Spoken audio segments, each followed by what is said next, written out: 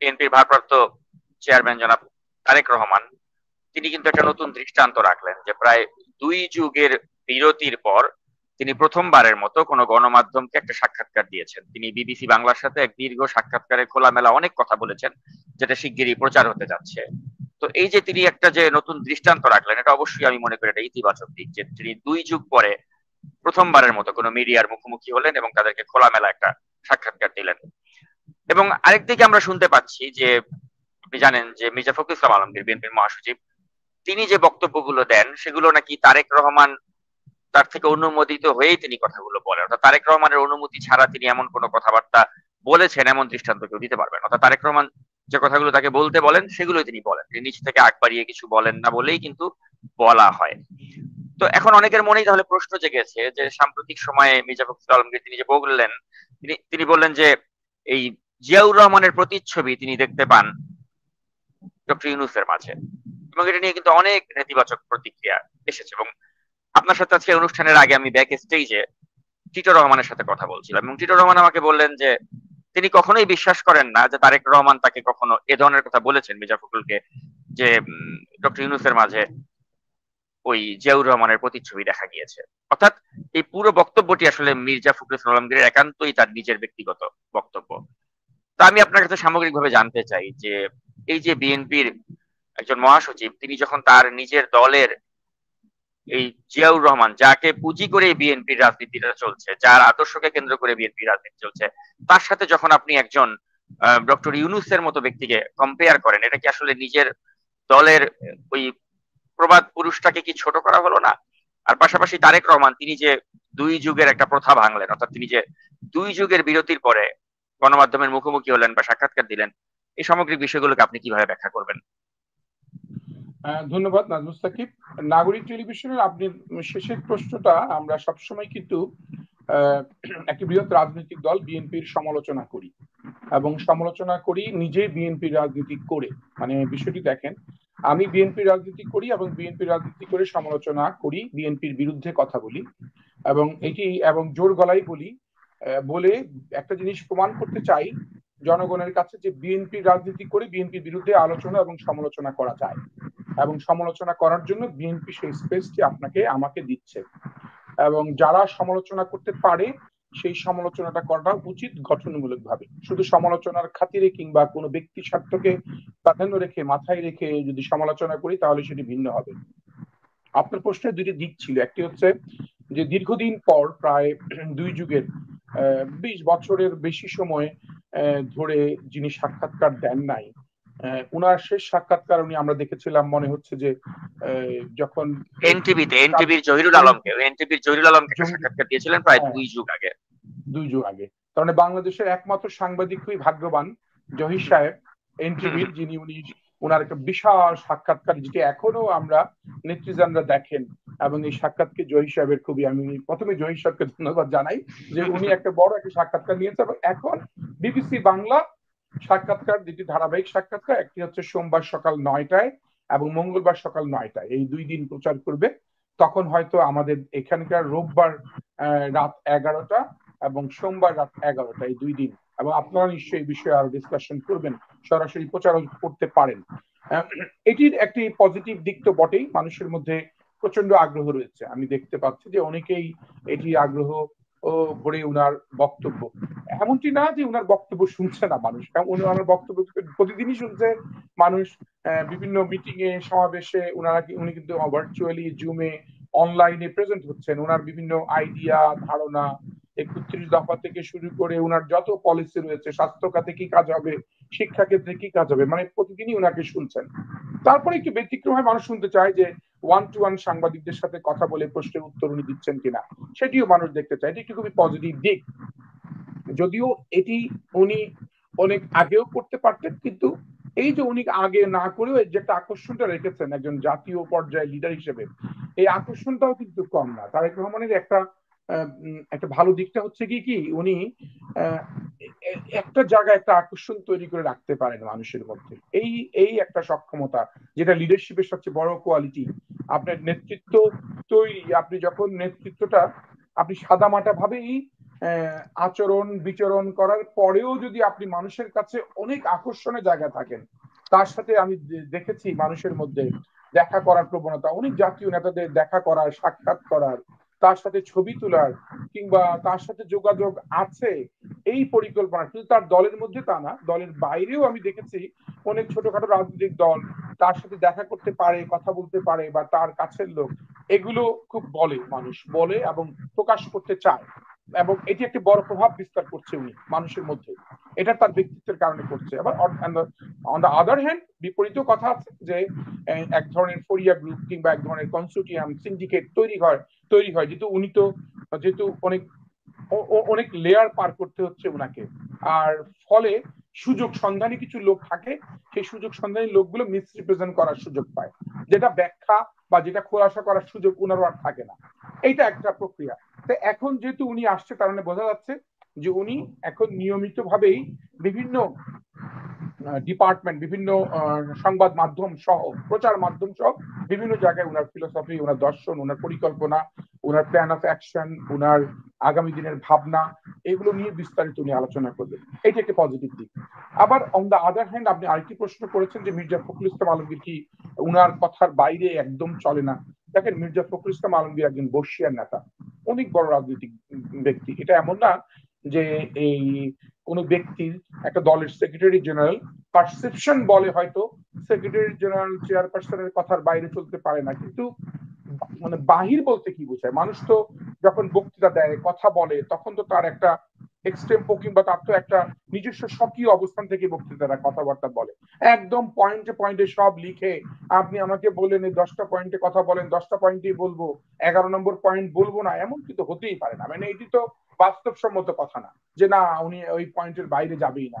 মানে যেহেতু একজন বর্ষীয় নেতা, এমন ভাবে নিশ্চয়ই তারেক রহমানও, যিনি ভারপ্রাপ্ত চেয়ারম্যান তারেক রহমানও এমন কোনো আচরণ নিশ্চয় করেন না, না আপনি আমার কথার বাইরে যাবেন না। সেটি উনার যে ব্যক্তিত্ব বা যে ধরন, উনার ধরনেও কিন্তু এটি বলে না যে উনি একদম প্রেসক্রাইব করে দেন এতটা। অনেকে অটো প্রেসক্রাইব হয়ে যায়, অনেকে আছে অটো কন্ট্রোল, আছে না? আপনি মানে অটো সিস্টেমে চলার মতন রাজনৈতিক দলে অনেকে দেখবেন অটো কন্ট্রোল, খামাখাই উনি দেখা যাচ্ছে ভারপ্রাপ্ত চেয়ারম্যানকে 100 বিশেষণে বিষয়িত করছে, এবং এমন ভাব দেখাচ্ছে যে তারেক রহমান ছাড়া উনি উনি এক গ্লাস পানিও খাবেন না। মানে এটা দেখাচ্ছে, কিন্তু বলেন নাই যে ভাই পানি খেও না আমার ছাড়া। এটা হলো একটা উত্তর, যে এটা হতে পারে না যে মির্জা ফখরুল ইসলাম আলমগীর উনার বাইরে কোনো কথা বলে না। এইটা আমি বিশ্বাস করতে রাজি না, আমি মানতে রাজি না। মির্জা ফখরুল ইসলাম আলমগীর বর্ষীয়ার নেতা, উনি উনার মতো করে, উনার যে ব্যক্তিত্ব, উনার মতো করে কথা বলেন, কিন্তু মৌলিক যে জায়গাগুলো রয়েছে দলের, মৌলিক যে জায়গাগুলো, নির্বাচন ধরেন পিআর পদ্ধতিতে বিএনপি নির্বাচনে যাবে না, এই জায়গায় নিশ্চয়ই মির্জা ফখরুল ইসলাম আলমগীর এমন ধরনের বেকুব ধরনের লিডার না যে উনি বলে ফেললো না আপনারা যা চান তাই হবে, পিআর পদ্ধতিতেই হবে, এমন কথা। এসব বেসিক জিনিস তো অবশ্যই দলীয় প্রোটোকল বা দলীয় ডিসিশন মানবে, এর বাইরে যে কথাগুলো হচ্ছে সেটি হয় না। প্রশ্ন হচ্ছে, আপনার প্রশ্ন না, শুধু অনেকেরই প্রশ্ন যে জিয়াউর রহমানের প্রতিচ্ছবি। আরে ভাই, জিয়াউর রহমানের প্রতিচ্ছবি এদেশে কোটি কোটি মানুষ, যখন যারাই একটা মাঠের গ্রামের যে ছেলেটি কাজ করছে, গ্রামের যে ছেলেটি নিজের নাম লিখতে পারে না, জিয়াউর রহমানের আদর্শের সৈনিক, তাকেও যখন সে খাল খনন কর্মসূচি হোক কিংবা বনায়ন কর্মসূচি হোক ভালো কাজ করি, তখন আমরা কিন্তু তাকে প্রমোট করার জন্য বলি তোমার মধ্যে কিন্তু জিয়াউর রহমানের প্রতিচ্ছবি দেখতে পাই, তুমি জিয়াউর রহমানের আদর্শের শ্রেষ্ঠ সৈনিক, তুমি জিয়াউর রহমানের আদর্শের খুব ভালো সৈনিক।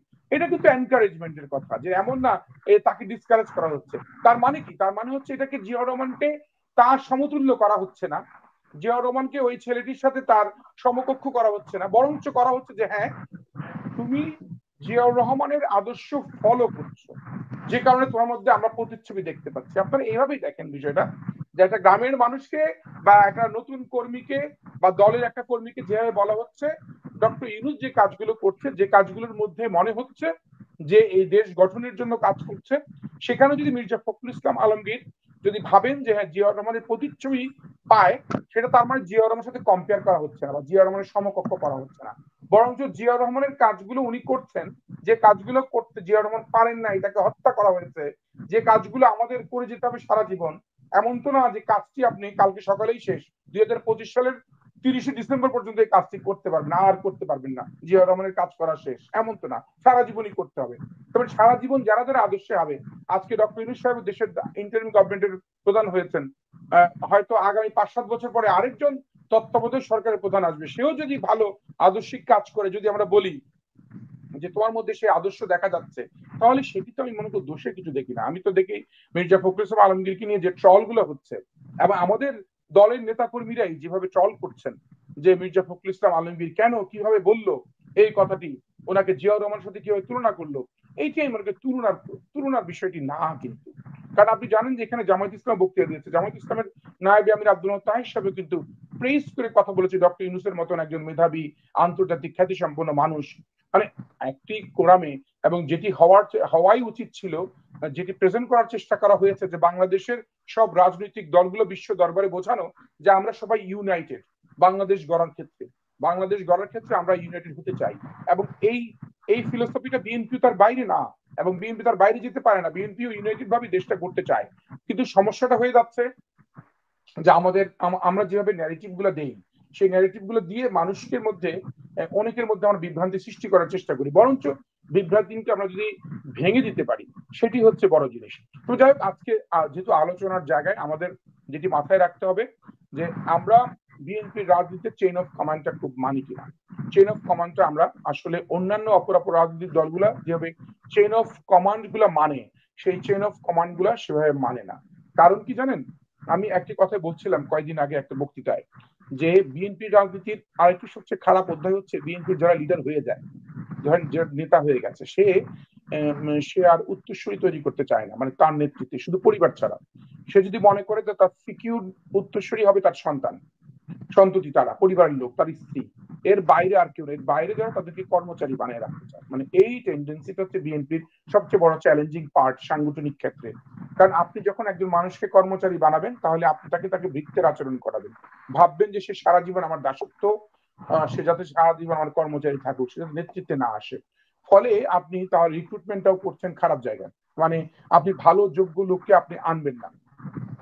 আমরা যে স্পার কথা শুনেছি না, সক্রেটিস, প্লেটো, অ্যারিস্টটল, আলেকজান্ডার, এই যে গুরু শিষ্যের যে নেতৃত্বের যে চেইনটা আজকে সক্রেটিসকে শ্রেষ্ঠ বানিয়েছে প্লেটোকে শ্রেষ্ঠ বানিয়েছে অ্যারিস্টটল। এই যে শ্রেষ্ঠ বানানোর যে প্রক্রিয়া মাঠ পর্যায়ে কত হাজার হাজার বছর আগে, এই যে যুক্তিগুলো আমরা কি মানি? আমাদের মধ্যে সেই চেইন অফ কমান্ড তৈরি হচ্ছে না।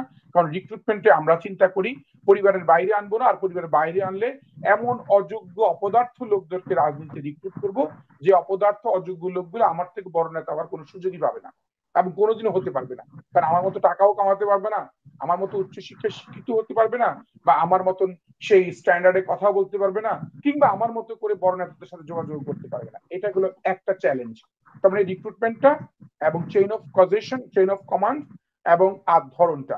তারপরে আরেকটা হচ্ছে যে অধিক লোকজন যখন যেখানে থাকে, মানে অতি সন্ন্যাসীতে গাজন নষ্ট হচ্ছে বিএনপি দ্বিতীয় চ্যালেঞ্জ। আপনার নেতৃত্বের জায়গায় সমর্থক বাড়বে, নেতৃত্ব একটা জায়গায় থাকবে, যে নেতৃত্বের একটা বলয় থাকবে, কিন্তু সমর্থক বাড়বে।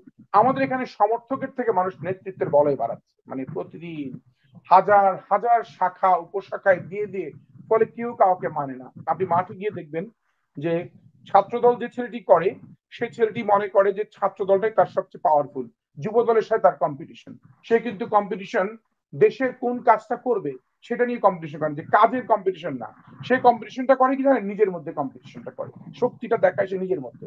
সে যুব দলের আরেক নেতার সাথে শক্তি দেখায়, কিংবা স্বেচ্ছাসেবক দলের আরেক নেতার সাথে শক্তি দেখায়, বা বিএনপির সাথে শক্তি দেখায়, ফলে নিজেরা নিজেদের শক্তিটাকে ভাগ করে ফেলে, ডিভাইড করে ফেলে।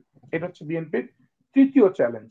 এবং বিএনপির সবচেয়ে বড় চ্যালেঞ্জ হচ্ছে যে তাদের মধ্যে আন্তরিকতার মানে খুবই অভাব, মানে কোনো ফিলিংস কাজ করে না কারো সাথে কারো।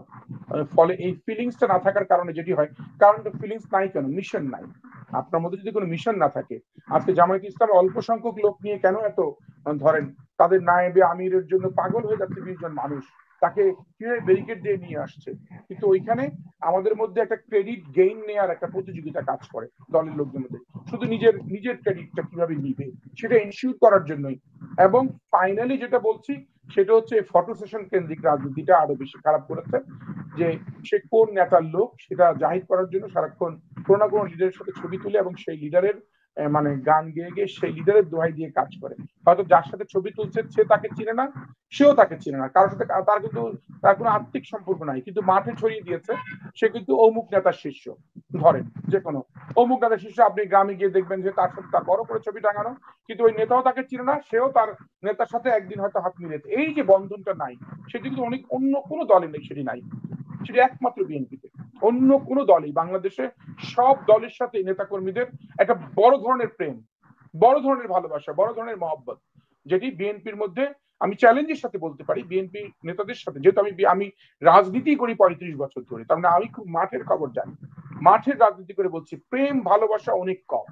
এই জায়গাটা যদি ঠিক করতে না পারে বিএনপি, এই প্রেম ভালোবাসা যদি দলের নেতাকর্মীদের সাথে তৈরি করতে না পারে, শুধু কম্পিটিশন, শুধু কম্পিটিশন, পদ পদবি নির্ভর কম্পিটিশন, প্রতিযোগিতা থাকবে, কিন্তু প্রতিযোগিতা নোংরা প্রতিযোগিতা, এবং পাশাপাশি কে কাকে ছোট করার, কে কার কাছ থেকে বড় ক্রেডিট নেবে, এবং কে কার লোক, আমার লোক বড়, আমার নেতা বড়, অমুক বলে ওর নেতা বড়, এই নেতাদের মধ্যেও কিন্তু সংঘাত সৃষ্টি হয়। এটি খুবই বড় চ্যালেঞ্জ। তার মানে আমি এই যে 3-4টি চ্যালেঞ্জ বললাম, প্রত্যেক পর্বেই তো আমরা চ্যালেঞ্জ গুলো বলি, এই 3-4টি চ্যালেঞ্জ এগুলো কিন্তু সবগুলি সমাধান করা উচিত।